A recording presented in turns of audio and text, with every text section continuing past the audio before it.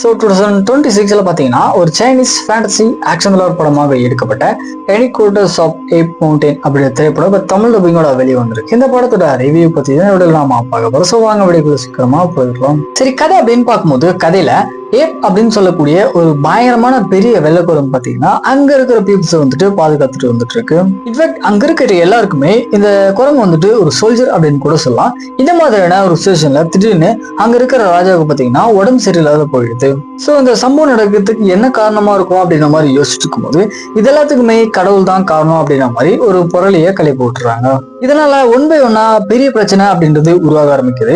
So இதுக்கப்புறம் நம்ம படத்தோட ஹீரோ பார்த்தீங்கன்னா இதுக்காக இன்வெஸ்டிகேஷன் பண்ண ஆரம்பிப்பாரு. இதுக்கு நடுவில் நடக்கக்கூடிய சுவாரஸ்யமான சம்பவங்கள்லாம் என்ன அப்படின்றத இந்த படத்தோட ஆன்லைன் ஸ்டோரியா இருக்கு.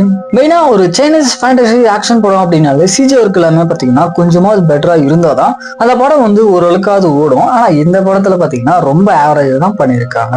தென் ஆக்டிங் வைஸ் அப்படின்னு பார்க்கும்போது படத்தை நடிச்ச எல்லா கேட்டுமே ஒரு ஓகேவான பர்ஃபார்மன்ஸை கொடுத்துருக்காங்க. டெக்னிக்கல் சைடு அப்படின்னு பார்த்தீங்கன்னா cinematography, background music, sound effect இது எல்லாமே ஓரளவுக்கு நீட்டா தான் இருந்துச்சு. ஸ்கிரீன் பிளே அப்படின்னு பாத்தீங்கன்னா கிட்டத்தட்ட படம் ஃபுல்லாமே ஒரு 1.25 மணி நேரம் தான் வருது.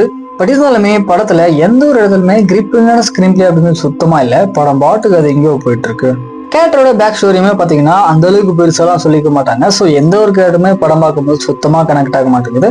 ஓவரலா பார்க்கும்போது இந்த மாதிரியான வித்தியாசமான சைனீஸ் ஃபேண்டசி ஆடம் உங்களுக்கு பிடிக்கும் அப்படின்னா வேணா ட்ரை பண்ணி பாருங்க. இப்போ தமிழ் டப்பிங்கோட வெளியே வந்துருக்கு. ஸோ செக் பண்ணி பார்த்துக்கோங்க.